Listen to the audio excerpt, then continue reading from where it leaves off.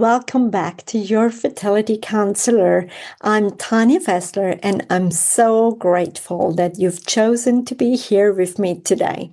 This is going to be an episode that should help you to find peace or calm or even clarity for what has been going on your fertility journey, and find especially the clarity for what's coming ahead of your way on your fertility journey.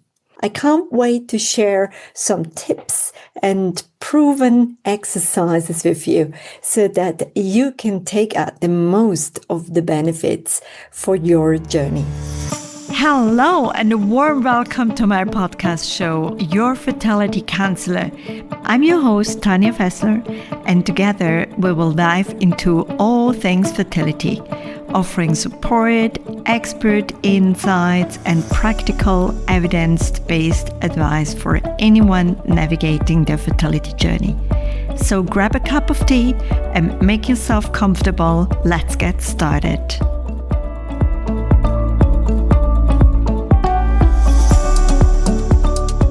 We are now midway through the year, and maybe, just maybe, this year has looked nothing like you imagined back in January.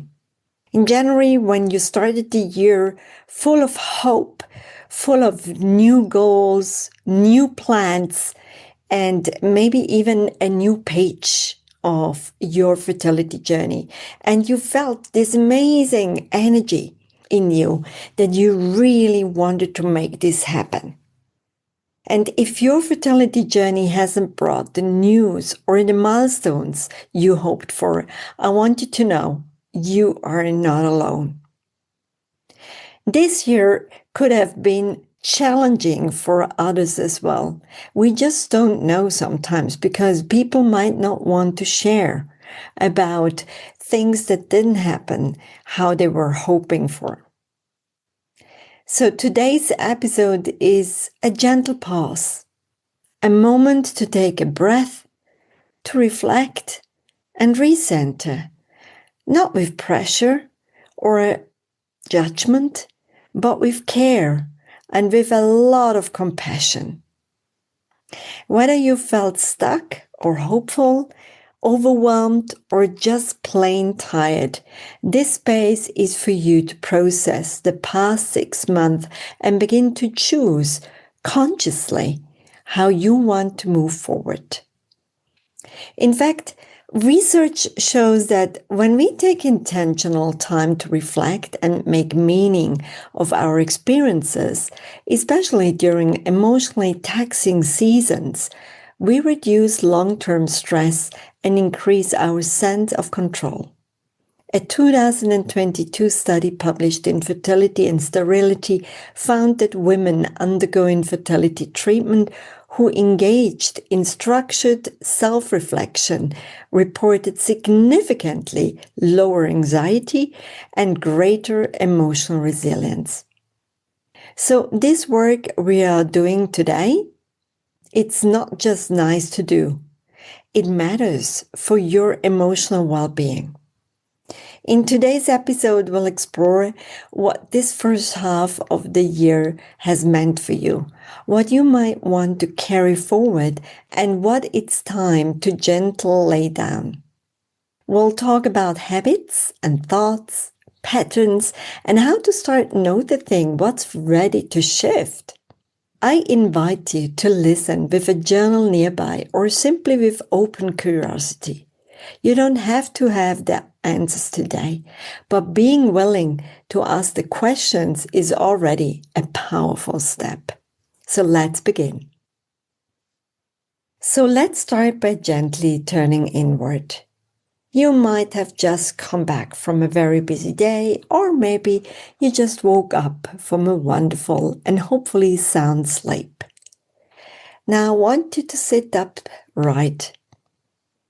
Make yourself really comfortable and then take a slow, deep breath. And if it feels okay, allow yourself to close your eyes or place a hand on your heart. That's great. Just disconnect from all what is around you for a couple of moments now. Just claiming this time just for you. Let go of any to-dos, thoughts, anything that is not being helpful right now. So this year may have asked a lot from you, emotionally, physically, relationally. Whether you had procedures or disappointing results, maybe tough conversations, or just carried that invisible daily weight of waiting, it all matters. And it all deserves a space to be felt. So I wonder, what's been the most emotionally challenging part of this year so far? Let yourself answer honestly. No need to sugarcoat this. What moment or comment, outcome, or season left the biggest emotional imprint? Try not to rush past this part. Naming our pain helps release its grip. So if you need more time, just press pause on your device and take all the time you need to answer this question. For those that are ready for the next prompt, I wonder what worked well, even in small ways. You might have found comfort in certain routines, support system, or even moments of laughter. What helped you feel more like yourself? What protected your energy, even a little? These are seeds worth watering. Write them down so that you start making your list of even small items or steps that will be such a treasure for what's coming in the next month. Once you have written down all the little precious points, we can continue with the next prompt, which is, what patterns do you recognize from the past 6 months? Are there recurring thoughts, reactions, or beliefs that kept showing up? For example, were you often stuck in comparison or self-blame? Or maybe you noticed a cycle of hope, burnout, silence, then hope again. Seeing these patterns with gentle eyes allows you to change them if they no longer serve you. This is really, really an important point, because sometimes we move on to functioning. It's just like pressing the automatic button and just carry on. So if this didn't work for the past month, you might want to look at your patterns and reshape them.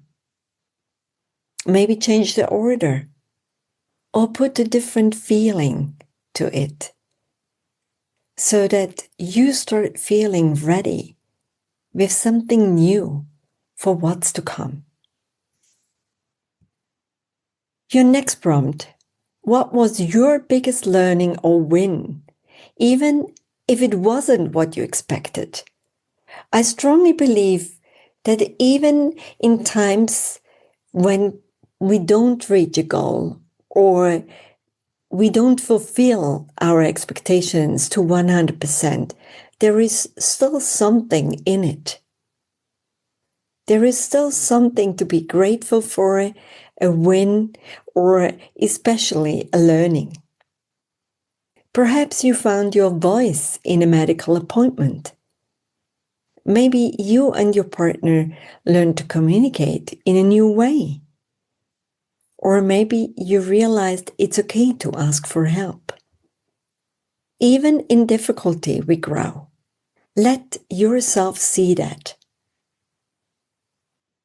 And now that we have prepared already the reflection, and you've done already such an amazing work, and sometimes there is something that we carry on our shoulders, in the backpack that we are carrying on. And to be able to do that shift, it's time to ask, what are you ready to let go of? Maybe there is pressure to be positive all the time, or the belief that your body is broken. Maybe it is the exhausting habit of always being strong for everyone else. Take a moment now and name quietly or in your journal 3 things you no longer want to carry with you into the second half of this year.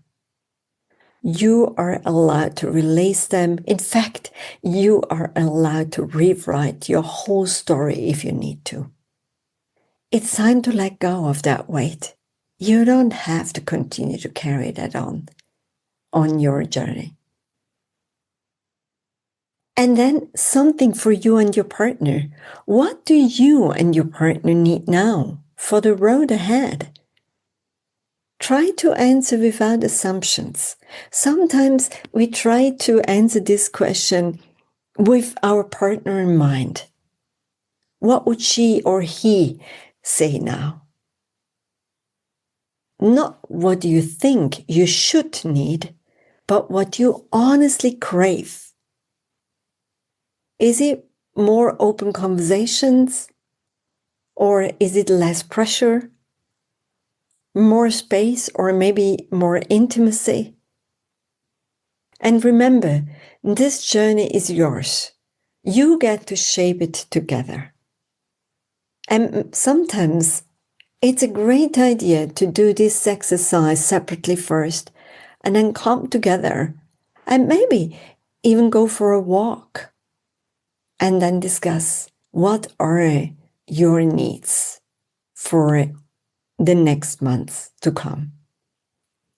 So today you've done something brave, and you looked back not to relive the pain, but to reclaim meaning. You honored your body, your emotions, and your experience. You acknowledged who you are and how you feel. As we are coming to a close for today's session, I invite you to write down your reflections or gently share them with your partner. Maybe it sparks a deeper conversation or simply gives you both a moment to breathe together. In our next episode, we'll step forward, exploring how to visualize and plan for a more intentional, hopeful second half of the year. Until then, be kind to yourself. You are doing incredibly meaningful work, whether or not anyone sees it. This is for you. I can't wait to share more in our next week's episode. Thank you for tuning in, and see you again next week. Thank you for joining me on this episode of the Fertility Counselor podcast. Remember, you are not alone on this journey. If you need support or have any questions, reach out to us via email at inquiries@counselingconnects.com. Don't forget to follow us on social media at Fertility Connects. We'd love to hear from you. If you want to learn more about us and the services we offer, head to www.fertilityconnects.com. And if you're looking for support beyond fertility, visit www.counselingconnects.com. Take care, and we'll see you in the next episode.